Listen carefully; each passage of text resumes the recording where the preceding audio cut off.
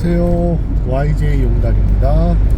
2022년 12월 2일 금요일 방송을 시작하겠습니다. 오늘은요 어제 실어놨던 야상 경기도 평택에다가 내려주고요. 그리고 바로 나오자마자 바로 경기도 평택에서 다시 인천 중구 항동 가는 거, 이거 그 보세 창고 들어가는 거네요. 예. 그거 파레트 하나 하고 박스가 10개인가? 예, 박스 24개 실었습니다. 원래 이게 어제 야상 실어놨던 게 아침 11시 하차인데, 근데 여기가 대리점이거든요. 예. 그 프린터기, 복사기를 취급하는 대리점이기 때문에 굳이 11시까지 시간 맞춰서 갈 필요 없이 일찍 가서 내려도 되겠다는 판단 하에 가서 얘기를 했더니 예, 당연히 사람이 있고, 예, 당연히 물건을 받아주더라고요. 예. 토너가 17박스니까 몇 개 되지도 않아요. 예. 근데 운임은 1톤 운임으로 올라왔습니다. 예. 요즘 같은 때에 이렇게 조금 약간 고정으로 일이 주는 곳이 있으니까 조금 편하긴 합니다. 운임 하루 목표치를 채우는데 아주 도움이 많이 되는 것 같습니다. 그리고 요거 지금 물건을 실었는데 보니까 파레트 1개, 그리고 박스 10개, 그리고 또 박스 14개, 이렇게 건건이 3개가 다 이제 다른 쪽으로 이제 수출 나가는 것 같아요. 그래가지고 저한테 분류를 시켜서 알려주더라고요. 요거 파레트 1개는 요거 하나대로 또 나가는 거고, 그 다음에 박스 10개짜리 여기 이제 이렇게 붙여놨다, 요거 이렇게 나가는 거고, 나머지 14개는 또 따로 나갑니다. 그래서 서류를 3개나 줬습니다. 3개나. 그래서 인천 저기 연수구 송도 쪽에, 그쪽에 이제 창고가 있는데 그걸로 가서 내리면 될 것 같습니다. 근데 지금 보니까 시간이 도착 시간이 11시 42분인데 하차 하는 거를 또 이제 등록을 해야 되고, 그리고 또 나가서 물건 내려야 되는데 아무래도 오전에는 못 내릴 것 같아요. 그래서 오후에 밥 먹고 들어가는 게 낫지 않을까, 그런 생각을 하고 있습니다. 자, 오늘은 제가 두 번째 영상에서 제가 지금까지 이 용달 일을 시작하면서 제가 차기부를 계속 써왔습니다. 그래서 그 차기부에 관한 이야기를 좀 할까 해요. 어저께 제 구독자분께서 그런 말씀을 하시더라고요. 혹시 차가 오래되고, 그리고 키로수도 굉장히 44만 킬로면은 키로수도 많은데 혹시 고장 난 적이 없느냐, 뭐 그런 식으로 물어보시더라고요. 그래서 저 같은 경우는 길에서 퍼진 적은 없었거든요. 그래서 그런 부분하고 연계해가지고 차기부를 쓰는 이유에 대해서, 그리고 또 쓴 걸 또 사진 찍어서 영상과 함께 한번 보여드리도록 하겠습니다. 자, 첫 번째 콜 내려놓고요. 두 번째 콜 잡아서 돌아오도록 하겠습니다.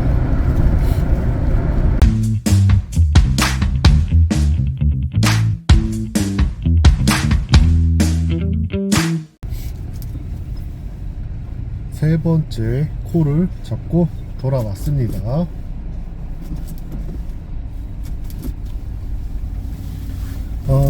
인천 항동에서 실었고요. 그리고 인천 서구 원창동 가는 겁니다. 조그마한 파레트 1개고요. 무게는 한 100kg 조금 넘는 것 같습니다. 그래서 거의 라보짐이라고 해도 무방하죠.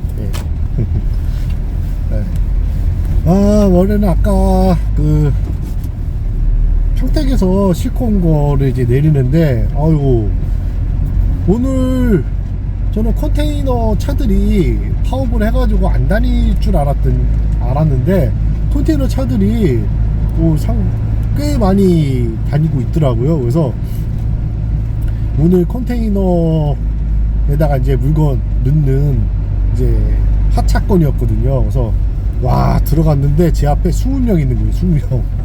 그래가지고 야, 이거 큰일 났다, 이거 언제 끝나냐. 그래서 1시부터 이제 좀 기다리다가 1시 반쯤 됐을 때 이제 주선사에다 전화해가지고, 아, 이거 나 12시 반부터 와서 기다리고 있는데 내 앞에 지금 20명이 있고 지금 오던 차도 있고 뭐 난리다, 이거 언제 낼 줄 모른다, 이거 저기 대기료 좀 생각해 주셔야 된다. 그랬더니, 아, 예, 알겠습니다. 제가 통화를 길게 못해서요, 바로 고쳐 놓을게요. 그래서 아, 예, 그래서 돈 더 받고 대기료 받고, 예, 물건 내려놨습니다. 이거 내려놓고 나와서 이제 대기를 하는데, 아, 이거 생각보다 뭐 일이 없더라고요. 그리고 지금 여기서 어설픈 가격으로 뭐 저기 어디야, 경기도나 뭐 화성이나 이런 데 잘못 나갔다가는 들어올 때 아무래도 일 못 잡고 빈차로 올 것 같다라는 생각이 들어서 아예 그냥 관내발이 하나 하고 그리고 이제 퇴근을 하려고 합니다. 그래서 원창동 가는 걸 잡았습니다. 그리고 아주 간단하게 파레트 하나 깔끔합니다. 예. 자, 그리고 원래 제가 이제 예고했듯이 요거 차계부에 관한, 예, 말씀을 드린다고 했죠. 저는 요 일을 시작한 지 제가 10년 됐다고 그랬잖아요. 그래서 차계부를 보시면은 2012년 8월 30일부터 시작하네요. 이게 첫 번째 엔진오일 갈았을 때 겁니다. 예. 이때는 차가, 지금은 현대 포터지만은 이때는 봉고 3였어요. 봉고 3. 그것도 이제 중고차로 샀었습니다. 지금 그래서 첫 페이지에 보면은 키로수가 24만 7천으로 돼 있죠. 예. 그래서 쭉쭉쭉, 그러니까 차를 산지 얼마 되지도 않았는데 막 보면은 이것저것 고친 내역들이 주르륵 있습니다. 예. 그래서 와, 진짜 중고차 한번 잘못 사가지고 돈 엄청 쓰레 많이 깨졌습니다. 예. 그래서 저는 요거를 이제 차계부를 쓰는 게 좋은 게 뭐냐면요, 뭐 엔진 오일 값이라든가 뭐 브레이크 패드, 뭐 타이어 가격, 요런 게 이제 몇 년 전에는 얼마에 갈았는데 뭐 이런 게 다 비교할 수 있거든요. 꺼내가지고 딱 보면은. 그래서 보면은 뭐 예전에 초창기에는 제가 엔진 오일 2012년도에는 5만원에 갈고 다녔거든요. 근데 지금은 부가세까지 포함해서 77,000원에 갈고 있습니다. 그래서 한 2만원 정도 돌았고, 그리고 요걸 보면 이제 내가 몇 월 달에 몇만 킬로에 뭐 경유 히터를 갈았다, 아니면은 뭐 타이어를 언제 갈았다. 그래서 막 타고 다니다 보다가 타이어가 많이 마모됐네, 갈 때가 됐네, 그리고 내가 전에 언제 갈았지? 근데 기억이 가물가물할 수가 있어요. 특히 저는 잘 그런 걸 기억을 못해요. 그래서 이 차계부를 꺼내서 보면은, 아, 내가 2년 전에 몇만 킬로에 갈았구나. 그래도 요 정도면 그래, 갈 때가 된 것 같아. 네, 요렇게 판단할 수가 있습니다. 그리고 또 한 가지는 예방 정비가 된다는 것이 하나가 있는데요. 뭐 디스크 산발이라든가 아니면은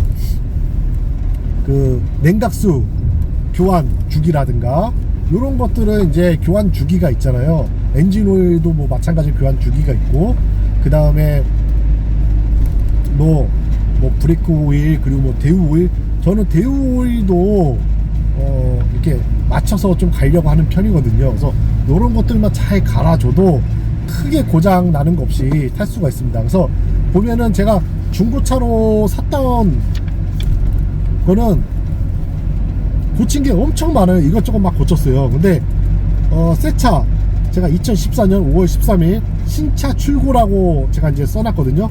요때부터 이제 보면은 그렇게 크게 뭐 수리비가 들어간 게 없습니다. 거의 대부분 자잘한 것들을 이제 뭐 했고요. 그렇기 때문에 큰 돈 들어간 게 없습니다. 큰 돈 들어간 게, 뭐 큰 돈 들어간 거라고 하면 뭐 타이어 뭐 가는 게 좀 돈이 좀 많이 들어갔죠. 그거 외에는 크게 큰 돈 들어간 거 없습니다. 네.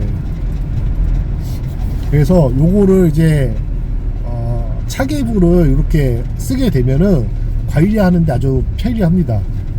내가 대우오일 언제 갈았지? 하면서 이제 쓱 보고, 그래서 대우오일 다음에 엔진오일 갈 때 같이 갈아야겠다, 이런 생각도 할 수 있고 있기 때문에 여러분들도 한번 이렇게 차계부 써보시는 게 어떨까, 예, 그런 생각을 해봅니다. 예, 이거 생각보다 도움이 많이 되니까 한번 이렇게 수첩 같은 거를 사셔가지고 메모를 하시면 좋을 것 같아요. 요즘에 예전에는 카세트 가면 이렇게 차계부 쓰라고 이렇게 주는 게 많이 있었는데 요즘은 이게 없더라고요. 그래서 따로 수첩을 조그만 거를 사가지고 하시면 될 것 같습니다. 예. 자, 오늘은 제가 차계부에 관한 얘기를 했고요. 그리고 저는 요거 이제 내려주고 오늘 하루 마무리 지어야 할 것 같습니다. 예. 오늘 금요일인데 내일 또 눈이 온다고 하네요. 그래서 눈 오는 날은 뭐 나가지 말고 집에서 그냥 붕어빵이나 만들어서 먹으면서 지내야겠습니다. TV도 보고, 예, 뭐 영화도 보고 이렇게 하면서 지내야 될 것 같습니다. 자, 우리 화물 가족 여러분들, 오늘 하루도 수고 많이 하셨습니다. 그리고 수수료 상한제가 시행되는 그날까지 자, 모두 화이팅 합시다. 감사합니다.